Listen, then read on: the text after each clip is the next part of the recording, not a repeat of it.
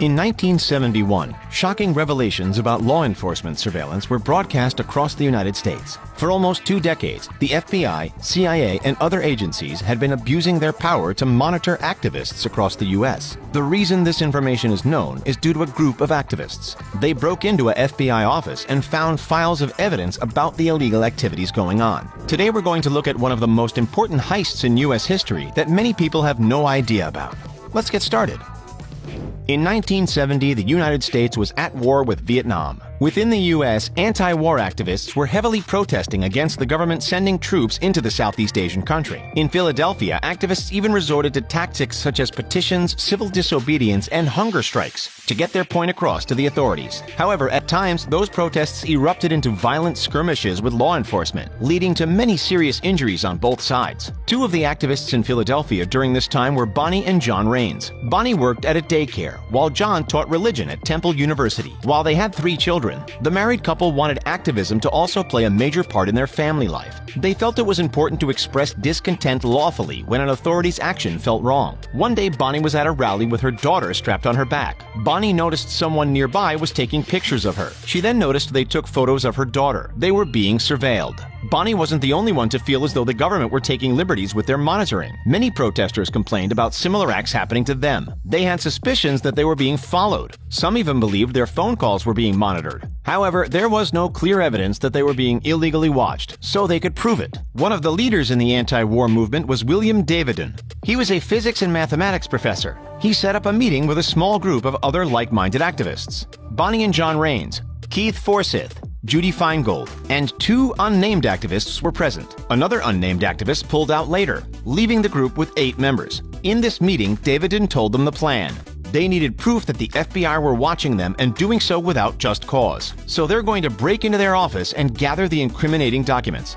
Then they'll send copies of the documents to newspapers and journalists across the country. The public needs to know how far the intelligence agencies are going.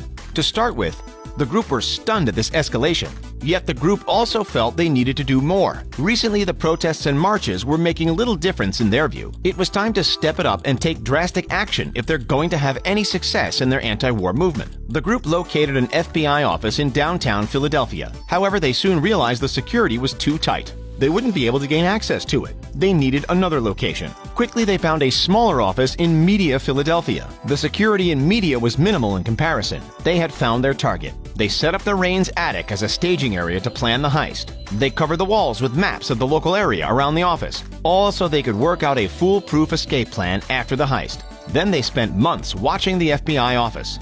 They noted and took photos whenever people went in or out. They also monitored the surrounding areas. They soon knew the routines of the citizens that lived nearby the office. As the group continued canvassing, Forsyth had another task to do. He had to take a course in locksmithing. It was his job to pick the lock on the entrance for the group to get into the office. After a few months, he was ready. While the group knew the surrounding location, they knew very little about the inside of the office. That had to change. Bonnie was chosen to play spy against the spies. She changed her appearance in order to be unrecognizable from the photos the FBI had already taken of her. She even had a backstory as an excuse for being there. Bonnie pretended to be a student at Swarthmore College. She was at the office to conduct research on the opportunities for women within the FBI. Once inside, Bonnie pretended to get lost in the office. This gave her a chance to see the layout of the office in detail. She was able to locate the file cabinets they were going to raid. On top of that, she saw there was no alarm system or security guards in the office. As she looked around, Bonnie also found a second door that led into the office, just in case. With all the knowledge and preparation completed, the plan was about to come to fruition. The Raines made arrangements with family and friends to look after their children if anything happens to them. Now they just needed to choose a day to strike. The activists settled on the 8th of March 1971. That was the day when one of the biggest boxing events of all time was due to happen. Joe Frazier versus Muhammad Ali for the heavyweight championship of the world. The group made the assumption that a lot of the police officers would be distracted as they listened to the match on their radios. Forsyth's months of learning locksmithing was about to become very useful. He arrived at the office alone. He approached the main entrance door, but disaster struck. The door had a much different lock mechanism than he was expecting. All that training wouldn't help him with this particular lock. He considered calling off the theft and trying again another time. However, they might not get an opportunity like this again. Then he had a thought: the second entrance door that Bonnie found. When he located it, it only took him 20 seconds to pick the lock. But a second problem hit him.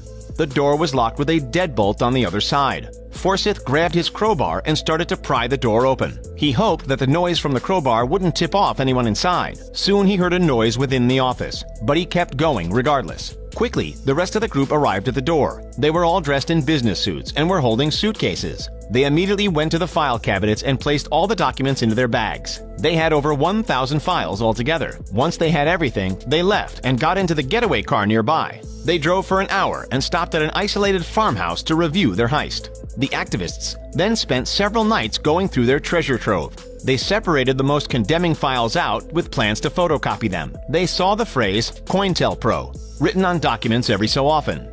But the group had no idea what it could possibly mean. They then wrote out a cover letter and called themselves the Citizens Commission to investigate the FBI. They popped the letter and the copies of the documents into envelopes and sent them to the selected journalists. One of the receivers of the package was the Washington Post's Betty Metzger. She glanced at the first file and was astounded. The document told the FBI agents to enhance the paranoia in the anti-war movement. They wanted to create the impression that there was an FBI agent behind every mailbox. A lot of the damaging documents came directly from the office of the FBI Director, J. Edgar Hoover. The Attorney General of President Nixon's administration, John Mitchell, got in touch with the Washington Post. He requested that they don't run the story. He claimed that if the newspaper did, lives could be at stake. The Post thought on the request, but decided to place the story on the front page of the newspaper on the 24th of March 1971. They examined the documents further in their report. It stated that at a local college, the local police chief, the postmaster, letter carriers,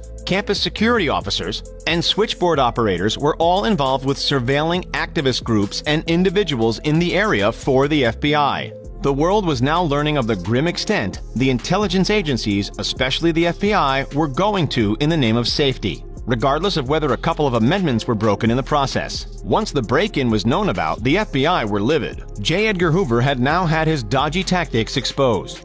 The FBI put 200 agents on the case of finding the identity of the activist robbers. They had a clear description of, quote, the college girl that visited the media office before the theft. However, due to Bonnie's grand disguise, the description could fit thousands of activist women. The FBI were stumped, but they were desperate to find the culprits. A number of years after the files were released, NBC journalist Carl Stein uncovered more documents about COINTELPRO. It was a shorthand phrase for Counterintelligence Program. From 1956 until 1971, when the files were released, COINTELPRO was a specific program used by the FBI and the CIA. They spied on various groups, leaders, and figures within the activist realm, especially in regards to the civil rights movement. Muhammad Ali was one such person that was watched due to his ties to activist groups. The list of people monitored and spied on contained diplomats, sports athletes, activists, senators, and congressmen, one of which was Dr. Martin Luther King Jr. They mentioned that they knew about his extramarital affairs. They finished by darkly stating, quote,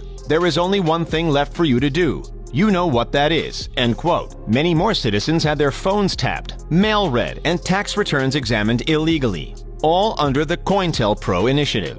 The government created the Church Committee in 1975 to create reforms for the intelligence services. They were to rein in their surveillance programs and allow the government to have more oversight. The new permanent FBI director, William Webster, was told that COINTELPRO was to be disbanded permanently. The cost of such changes for the FBI reform are unknown. However, in 2013, Edward Snowden released a number of leaks about the NSA spying on over 1 billion people across the world. The NSA's budget was discovered to be $10.5 billion for 2013. The following year, as part of the reforms into the NSA's antics, an incredible $1.1 trillion was set aside in a bill to aid in the reform. In 1975, the same reforms would have cost around $250 billion of taxpayer money. The same taxpayers the intelligence agencies monitored relentlessly and illegally. In 1976, the FBI called off the hunt for the robbers, 3 days after the 5-year statute of limitations had expired. The case was closed and unsolved. In the final memo in the case, the FBI had narrowed the suspects down to 7 people, only one of which was actually involved in the heist. For 20 years, Betty Metzger had no idea of the true identities of those responsible for leaking the valuable information. But one night during dinner, John Raines told his friend that he was involved. In 2014, Metzger released the book, The Burglary: The Discovery of J. Edgar Hoover's Secret FBI. She pieced together the story for the world to know. In that same year of 2014, a documentary by Joanna Hamilton about the heist was released titled 1971. Without that daring theft by a group of passionate activists looking to stop, in their view, an unjust war, there's a good chance the world would not have known about the illegal surveillance and the COINTELPRO initiative. However, some argue that the price of safety is worth the cost of freedom and privacy. We'll leave that up to you to decide. And that's it. What do you think about this activist heist? Did they do the right thing or not? Pop your thoughts in the comments below.